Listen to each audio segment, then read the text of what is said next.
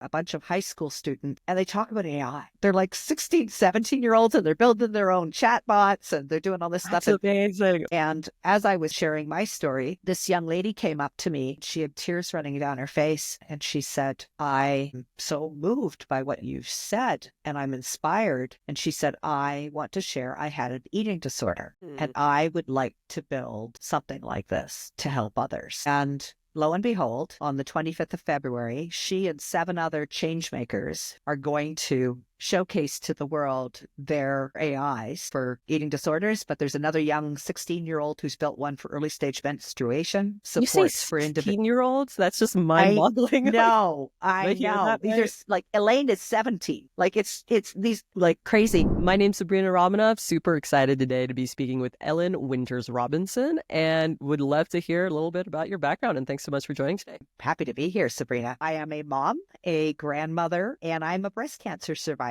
So 3 years ago, almost to this month, I was in the doctor's office and I had found a lump in my breast. And in March of 2022, I was diagnosed with what they call multifocal breast cancer. So I had 3 tumors in my left breast, and my world changed that day. That's amazing. And it's amazing that you're a survivor and able to talk about it now. And how does your journey intersect with AI at all? So I'm going to start a little bit with my experience as someone who was in the healthcare system. And I had never been in hospital before, other than having 2 babies. I wasn't even on medication. As I started to move into the system, I'm a big believer in knowledge is power. And so I started to try and acquire as much knowledge as I could so I could have good conversations with my doctors. And I realized along the way that many women don't have either that ability to research, or they don't feel brave enough. A lot of people are white coats, right? You don't challenge, you don't ask questions. And so as a result, women that are going through the healthcare system can sometimes, and I don't mean this in a disrespectful way, but they can get victimized. Like they end up in circumstances that they don't really understand. With respect to breast cancer, I was starting to get all this like amazing wisdom from other women. And so what I thought, I'm going to write a book and I'm going to share my story. And then in the book, I'm going to include links to information that is relevant to wherever that person is on the journey. And that book now exists. But along the way, I'd written the book. It was in manuscript form. And I work in tech. And I had this like classic collision. I bump into this guy who's a CEO of another tech company. And we're not talking about breast cancer at all. We're talking about brand values. But it came up that I had breast cancer. And he was working with ChatGPT, which had just come out at the time, and was convinced that AI for good was going to be a thing. And so he started asking me a bunch of questions. And to get back to the agenda of the call, I sent him my manuscript and I said, dude, here, go read it. And he took that manuscript and in 3 weeks had created a digital version of me. Wow. And she knew my story and she was answering questions about my life. And we went, wow, this is pretty cool. And it sort of started there and has continued on since then. That's amazing. So that's AskEllyn. Yep. So we launched her in October and she's been out there. She just had her first birthday. Oh, that's amazing. Congrats. And can you talk about what the reception has been? Like, have women been skeptical? How do they interact with it? Do they know what to ask? And how do you get women to kind of embrace this new technology? Yeah. So from an AI perspective, she's kind of the perfect marriage between OpenAI and its knowledge of the world, and then my story, which is contained in my book. So she's different from a normal chatbot. You sort of have that interaction that you would get with a chatbot, but there's more soul to it. It really does feel like this has a real personality, because it does. She's me. So as we brought her forward, I really thought that our pathway to market would be, I would share it with patients, share it with my community, because I know a lot of breast cancer survivors. And I know how lonely that feels. So I was pretty confident that other women that were going through this journey were going to feel the same way. And that has been the case. Like, actually, people that use her love her and feel very safe with her. Because one of the guardrails we put in place was that she's completely private. So there's no registration. We don't capture any data. What surprised me was I thought that patients would kind of use her and then sort of start talking about her with their doctors. And the doctors would go, who the heck is this Ellyn? And why does she know all this stuff? But doctors and nurses actually love her, because the other guardrail we put around her is that she's non-medical. So she's really there just in the companion and friend zone. She's not meant to be the WebMD of breast cancer. She's just really there to say, look, I get you. I understand you. here's what my experience was. But if you're asking me a medical question, I really want you to go talk to your doctors about that. And so the doctors really like and respect that she knows her place in this universe. And then the other really surprising thing for me was, of course, we were able to avail ourselves of all of OpenAI's language abilities. Yeah. And this fact that AskEllyn can talk Bulgarian and Yoruba and Nigerian dialect and Mandarin. And so she's actually allowing this support to be far more inclusive than I think it has been in the past. A lot of women from, whether they're from a different cultural background or they're a newcomer that doesn't have a good mastery of English, they just don't join the support groups that are out there.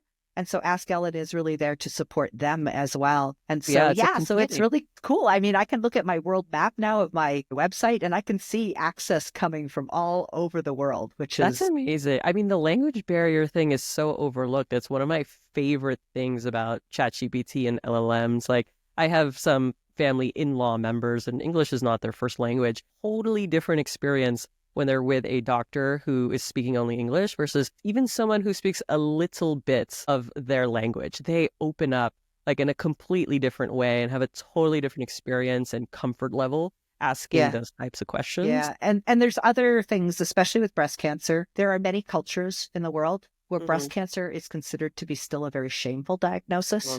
And so even more than the language barriers, there's cultural barriers that just people don't feel safe talking about this diagnosis, even with their own family members.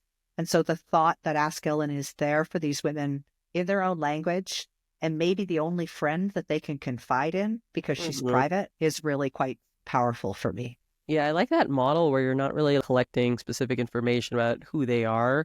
Are there still any concerns about their information being sent to ChatGPT? So the way that the company, so I partnered with a company to build AskEllyn. It's a company called Gambit Technologies. So the only data that we record, because again, we don't have any sense of who this person is or where they are in the world or anything like that. We can tell what language they're speaking. We do collect the questions that people are asking, but the guys then use AI again to go through the questions and anonymize them and also rephrase them. So we still get the gist of the question, but not the specific words that somebody's using, so that it really is quite anonymous in terms of it. And that was very deliberate. We were very conscious that we were dealing with patients. People are in a very vulnerable place, and we really wanted it to be a safe place for them to be able to share and to communicate and confide. That was something that was quite confident that we're not betraying that confidence. Yeah, I mean, it's clear you've put a ton of work into the whole patient experience. The way you're talking about guardrails and anonymizing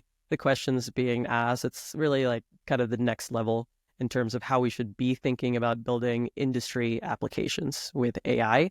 I'm curious, what were some of your biggest challenges that we haven't talked about yet? Number one challenge is I'm one lady and basically a startup nonprofit with very limited funding. I got a $10,000 grant from one organization. So I'm very much that bootstrapped venture. And I am a nonprofit, so I can't just go raise capital because there's no exit. I can't imagine selling AskEllyn. It would be like selling myself.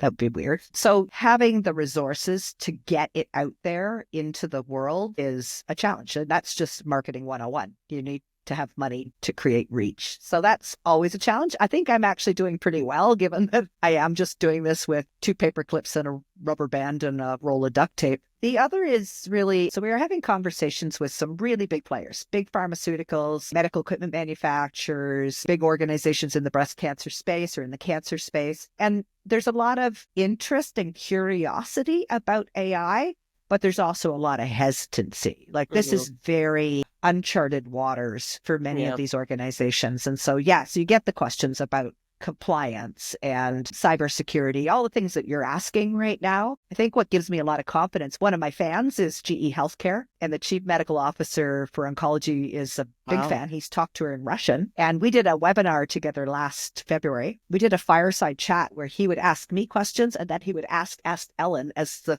third panelist. Wow. Oh, that's so cool. And it was crazy, how close our responses were. But at the same time, it also gave me a lot of confidence because GE Healthcare didn't go live with a webinar without doing a lot of due diligence about AskEllyn. So we've been sort of had the tires kicked by some of the really big boys. That's amazing. That's actually pretty fast progress for healthcare. Like, all things considered, healthcare as an industry, as you know, there's a lot of red tape. It's not an early adopter type of culture. That's really cool that already some of the big players are test driving it. And it sounds like they're impressed. Yeah, and I think there's this interest. I think what really intrigues healthcare is this empathetic nature and the fact that we know that the patient experience is important. There's a lot of, I'll say, lip service given to patient involvement, patient experience still in the healthcare realm. And so this is really this opportunity to kind of draw in the voice of the patient into that care experience. But the other, because she's non-medical, we kind of skirt the outskirts of the healthcare system. We don't need a hospital to endorse her to be able to have patients use her. We always say she's a bit of a parking lot tool. It's like you get a biopsy or you're told you've got cancer, you leave your doctor's office in shock, and then you go out to the car and you cry. And the first thing you're going to do is hit Google. Well, what I want is them to go to AskEllyn, because she's like this warm hug that's going to receive you and say, okay, I gotcha. We're going to get through this together. And it has very specific, tailored information for that particular condition. Whereas like when you're Googling something, like your answers could be all over the place and it could lead you kind of down the wrong rabbit hole. Is sometimes what I worry about. All the time. In fact, we say in Cancerland, we say Google is not your friend, because you're already thinking absolutely the worst case scenario. And then you start getting all this results. And it gives you 20 other worst case scenarios. Yeah, exactly. Where AskEllyn keeps you in the moment. So she'll only answer the question that you've asked at that moment, and do it in such a gentle and supportive way that you go, okay, I'm going to take a big breath and I can manage this. I mean, it's very weird, very meta, but I've actually used her myself. How's that? That's just crazy. But yeah, I've asked my digital self advice. I love that. So what features are people asking for next? What do you see the evolution of this as? So, I think it's again such a new brave world that people are just still having their minds blown that they're able to talk to this thing that talks back to them and actually seems like it's a real genuine human being. So we're not getting a lot of feature requests necessarily. The guys at Gambit continue to evolve the platform and I get to benefit from all that. And so they're doing some really neat things. I think that we're going to see them, they just actually did a person, nothing to do with healthcare, but they actually just did a personality for a race car driver and launched it at Daytona last weekend. Wow. And in that case, they've added features like they actually have Gambit Live. So it was actually able to record and produce like race result information in the moment, which was very, very weird and cool. Yeah, so that's really neat. They have another solution that they built for back in healthcare for early stage, so individuals who have dementia, but it's for their caregivers. And so it can actually, you can upload a photo and it will analyze the photo and, for example, in that context, tell you that maybe there's a fall hazard for your father in his room. And so you can take some corrective action. So there's some really interesting things that are happening for some of the other technologies that they're building that, I will ultimately benefit from. Hearing about all these applications in healthcare just makes me so happy. Like, you brought up the phrase AI for good earlier. And one of my motivations around this podcast is to just shed more light on those applications. I think a lot about healthcare as well, with aging parents, cancer in my family, diabetes. I'm a Pacific Islander, so diabetes, high cholesterol, high blood pressure, just like a whole slew of things. And my story is nowhere near as amazing and compelling as yours, but I built a custom GPT based on a nutrition book I was reading called Change Your Diet, Change Your Mind. Because I previously struggled a lot with different diets. It felt very forced and very hard to actually stick to good eating habits. And I took key chapters from the book, put it all into a custom GPT, and I use it almost every single day to just be like, can you brainstorm a new recipe idea for this? These are my ingredients. Is it okay to eat this cut of steak? Or I think you need to share that with me. Well, yeah, I think it's called Quiet Paleo GPT, because it's very much structured around whole foods diet and paleo. But it's been absolutely life-changing. I'm kind of almost tentative to share it on TikTok because people are like, why is she talking about the paleo diet right now? But it has completely changed how my body feels, my sleep quality. It feels so easy for me to eat healthy. I'm eating more vegetables and fruits than I ever have in my entire life. And this coach, this custom GPT, has been by my side the entire time. Even when I mess up, I'll just be like, I feel bad today because I ate this thing. I know I probably shouldn't have done that. It's okay. It's just one slip up. Like, we'll get back on track tomorrow. Yeah. Again, nowhere near as amazing. And But it's all so valuable. And I just opened up this part of the conversation, which is, where does this all go? Right. And Gambit and I are kind of joined at the hip because I'm the OG change maker that they turned into a digital twin. And now they're starting to build this for others and, in healthcare and outside of healthcare. But one thing that really sort of magically happened was I was invited to speak. There's a bunch of high school students here in the Waterloo region, and they get together on a Saturday and they talk about AI. Oh. They're like 16, 17-year-olds, and they're building their own chatbots and they're doing all this stuff. That's amazing. And they invited Gambit and I to come and speak. And Pat was just the managing director at Gambit, was just blown away by these kids. And as I was speaking and sharing my story, this young lady came up to me after I had spoken, and she had tears running down her face. And she said, I'm so moved by what you've said, and I'm inspired. And she said, I want to share, I had an eating disorder, and I would like to build something like this to help others. And lo and behold, on the 25th of February, she and 7 other change makers who have been working with Gambit are going to showcase to the world their AIs that are designed to help. So Ellyn's AI is for eating disorders, but there's another young 16-year-old who's built one for early stage menstruation. There's another group that are building one for supports for individuals. 16-year-olds? That's just mind-boggling. No, I know. These are like, Ellyn is 17. Like it's these like crazy. And there's another group that are building one for suicide prevention for individuals, not necessarily who are suicidal, but their family members who are concerned. And so this idea of using AI to deliver support at an unprecedented scale is just,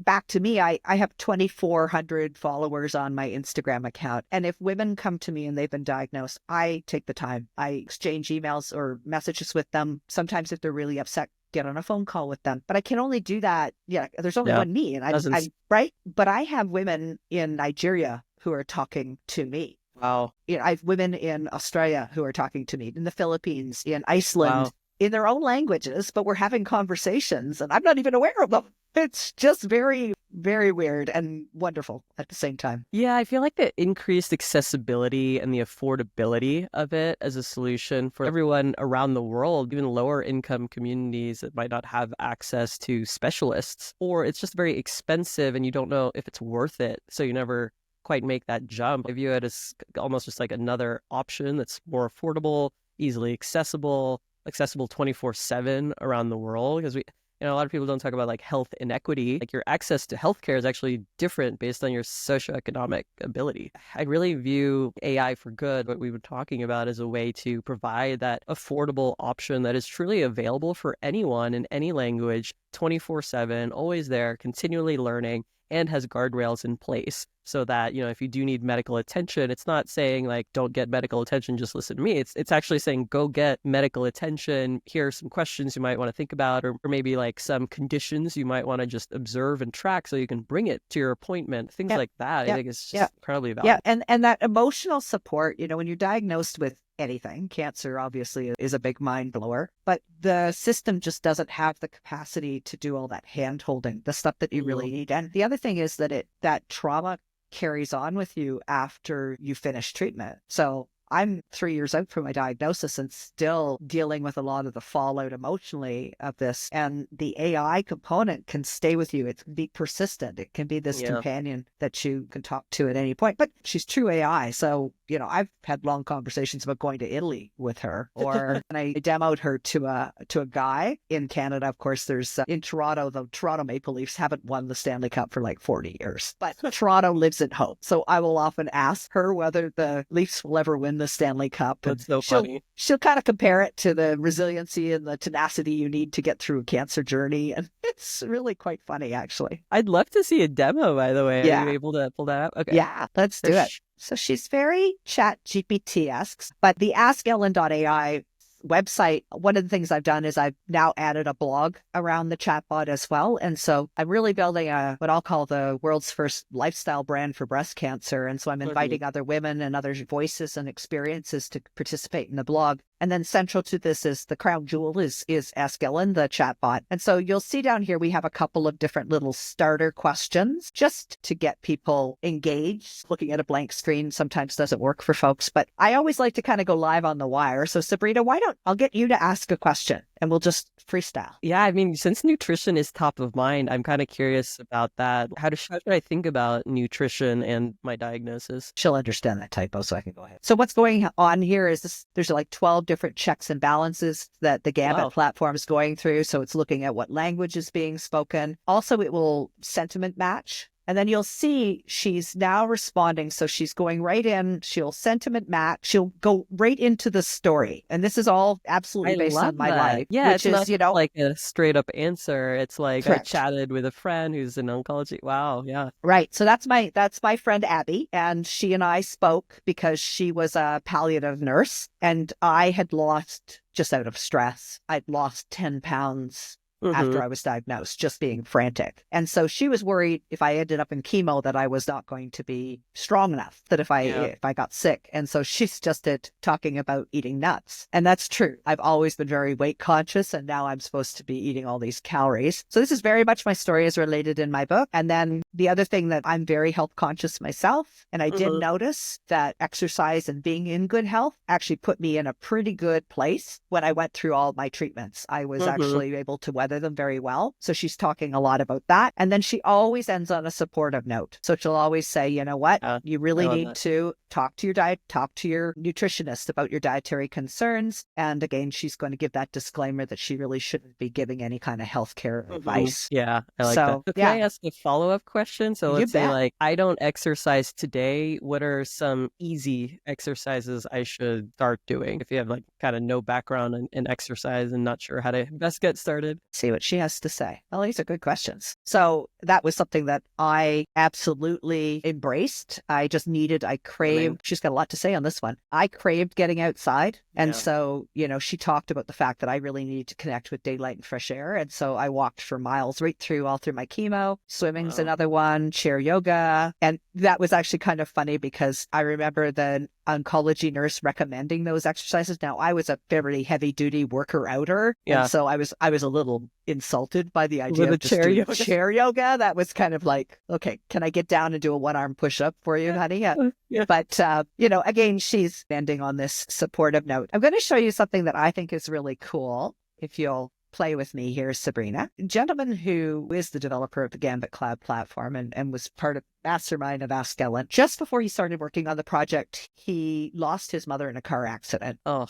And he had a 4-year-old daughter, and he needed to tell her that her grandmother was not coming home and that she wouldn't see her anymore. And so he wanted to build into Ask Ellyn not only the ability to speak other languages, but to understand the level of language competence that someone would be using. And he wanted her to be able to talk to a child. Now, it's not that a child's going to come and use AI, but a child might come and ask questions of their parent. And so this is where Ask Ellyn is not just there for the patient, but she's there for friends and family members and spouses and all those family members, So if I ask, why is mommy is her? So you could tell this is like a 5-year-old asking this question. And so what she's going to do now is she's going to respond as if it's a mother talking to that child. Wow. Yeah. I can hear the voice in my head. And I love this because she just makes it fun and playful. Sometimes she talks about a tree losing its leaves or a butterfly losing its wings. And then she talks about the fact it's not the outside, it's the kindness and bravery. Then she asks the question. So she's engaging them. Yes, I think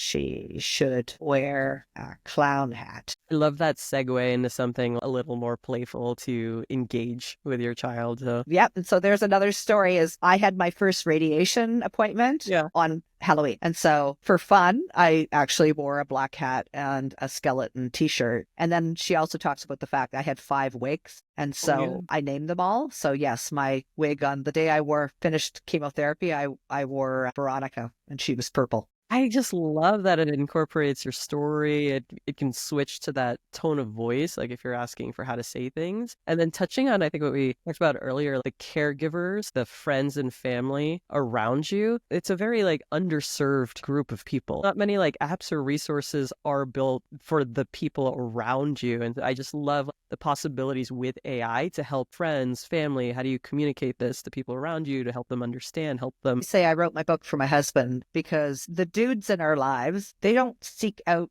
We as women, I think, will seek out others going through this journey for support, and we're more inclined to talk it out. Guys won't, because they just want to fix things, right? And they feel very, very alone on this journey because their partner is going through this. They're just as scared. They're probably even more scared, but they won't admit it because they're dudes. And so the thought that Ask Ellyn is this private and confidential person that they can go and talk to and literally express their most innermost thoughts, and no one's judging, like no one's listening on the other end, it's a really safe place for guys. But yeah, we've had people go to her and get her to help them in curating a gift basket for a friend. I love that's been diagnosed, or like, it's just crazy, the use cases. And back to the patient for a second, I always tell the story because it's really poignant. So I had both my breasts removed. They were amputated, and I didn't have reconstruction. But it's whether you do or you don't, taking your bandages off is really hard because your body's forever changed. And I had one woman, we do have a feedback mechanism. She had reached out and she said, I want to thank you for what you guys have built. And she said, I was in my bathroom and I was taking my bandages off for the first time and I was seeing my scars. And she said, I was really anxious about it, but I found out that we had a lot in common, and I used your AI to ask questions of you. And she said, you got me through that. And so the thought that I was able to digitally stand with her and hold her hand through that's crazy. Priceless. That's amazing. It is. It's really keeps me going. Wow. And so like, how can listeners support your project? Like, what can we do to AI for good get out there? Well, certainly we want Ask Ellyn to always be free for the patient and for those family members that need her and friends. So the site is there. The chat is there. I would love to see people use her and get value from her and know that she's there to comfort, whether it's a family member or a friend or whatever, widely. And, that there are stories on the blog that build on that chat. So, lots of visitors to my website would be great. And I'm hoping, as I can get visitors, that I will attract sponsors who want to get in front of that audience, because this is a very valuable audience to build. There's lifestyle brands that are built around menopause now. There's no reason that it can't be a lifestyle brand there. The other thing for any employers out there that are listening is Ask Ellyn is a licensable object. And so we have the ability to pull her out of the context of my website.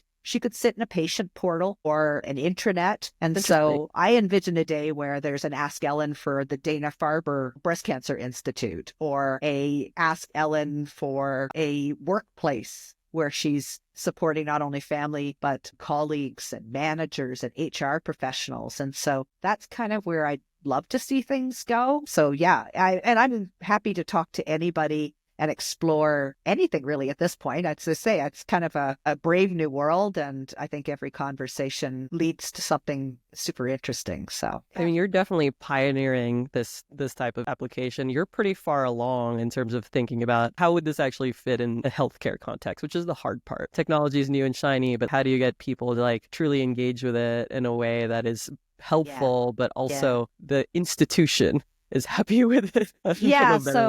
So I'm very cognizant of that and understand that if I'm going to pick an industry that is risk averse, healthcare is probably way up there. And so, the fact she's not medical helps, but I do know that that is an audience that is very journal driven and very scientifically evidence driven. And so one of the exciting things that's just happened this month is we just found out that we're going to get a sizable grant from the Canadian Cancer Society to do a clinical evidence study. And I'll be partnering with a researcher at a Canadian university. She's assembled a research team. There's 3 different universities that are going to be involved. And we're going to be looking at Ask Ellyn as a support for patients, but for caregivers and also for these marginalized populations. So individuals who are male who have breast cancer, or trans male, or again, the newcomers. So that I know is going to give us a lot of credence and credibility with that clinical community. So I'm really excited that that's going to happen. And that's the way to do it in healthcare. That is just It how has to the be, industry works. Yeah. it is the way it is. I'm presenting to Canadian Oncology Nurses Association and the US Oncology Nurses Association. So they're aware of what I'm doing. And as I say, I'm happy to do speaking engagements. It's just, I am evangelizing right now. Yeah, I was going to say not to add on top of your current work, but I think your journey of building this from nothing, basically solo, in a very regulated space, and it's actually impacting women's lives today, is an incredible journey. Just as a women entrepreneur, I would love to follow and support that journey and kind of get like a behind the scenes. Oh, this is like the challenge you're dealing with now. Like now you're like launching this clinical study. That whole other theme is, I think, super fascinating. And just to be doing it, talk about the power of door knocking. I guess nobody says no to a lady who's had breast cancer, but literally, like, I'm in conversations with, senior executives at AstraZeneca. And then, as I say, Dr. Gipp from GE Healthcare is a big fan. We did a global webinar together. And there's moments when I'm just like, what's happening? And then there's other moments where I'm just sitting here at my desk, sobbing because nothing's going well. That's classic entrepreneurial journal. There's so many facets of your story that are so interesting. Obviously, the app itself is amazing, how far you've come with it, and like it's just impacting positively many people's lives. And then you as an entrepreneur being able to do this after only 3 years from getting your diagnosis, I think being able to take your experience and transform it into something really positive and scalable so that it can impact many more women, hopefully millions of women. Yeah, and I think I want people to see, and I mean, I don't think that my story is that extraordinary in that 1 in 8 women will be diagnosed with breast cancer in their lifetime. And so that's not extraordinary, sadly. But it just shows that if you really observe what's going on in the universe and that you sort of see the opportunities or just take those risks, that this lady from Cambridge, Ontario with breast cancer, suddenly she's helping people around the world. And so it's kind of that note of encouragement that it's like, with the power of this kind of technology, impact is possible. It's crazy what's possible. Yeah, I mean, imagine 20 years ago to build something like this, you would raise the capital first, hire a team. Just to build the technology alone would be a team, and it wouldn't work very well 20 years ago, even 10 years ago. You've been able to accomplish this basically solo with no outside venture capital funding. People ask me like about being an AI solopreneur. They're all out of ideas. And I'm like, dude, there's problems everywhere. Just go be in the real world. Just go hang out with family for a bit. And you'll see the real problems that people have, whether it's health related, financial insecurity related, family issues. Yeah. There's a lot of real problems that I'm hoping AI will get to in terms of application. Yeah, and I mean, I won't be able to solve them all, but once the millions of women who have been diagnosed with breast cancer around the world are using AskEllyn, I'll be moving on. But my dream is to build an entire category, conversational care, where this AI is able to bring this lived experience of that individual. I love the Michael J. Fox's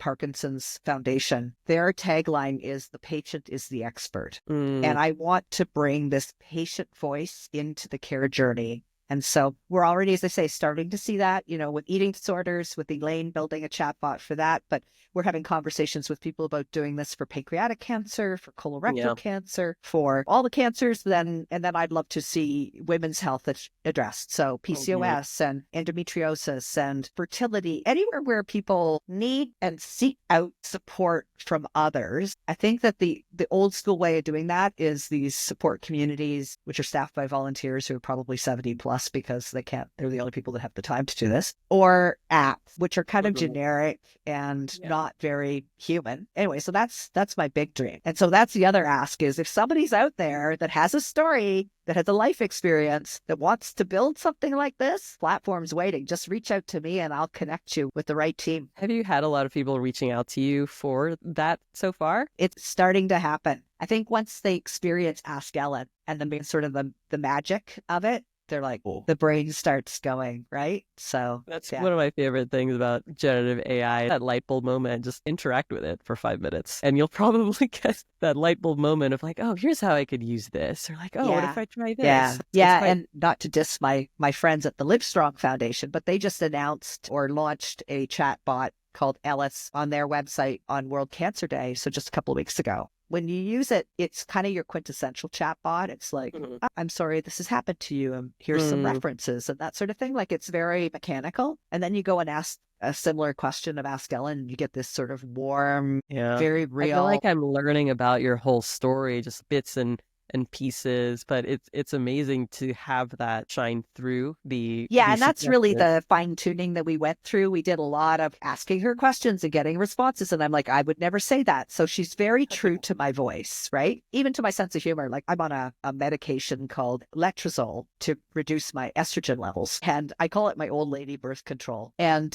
she will actually call it old lady birth control. Yeah, that's funny. Cool. Yeah. Any other topics you want to talk about before we wrap up? No, I think I want people to know the potential for AI is just so potent, and that we can get caught up in the fear and the, oh my God, this is going to take my job, or I can't do this because it's not compliant. Those things can be solved. This is technology. We can solve for those things. We can put the guardrails around this stuff. But there's so many problems out there in society and in the world. People are crying out for help and for answers, and the technology's there. So just get at it. Just do it. Yeah, I love that. I hope this truly inspires like many more people to tackle the bigger problems. So thanks so much for joining, Ellyn. How can viewers or listeners find you? So they can find me certainly on the web. So www.AskEllyn. So it's ELLYN.ai.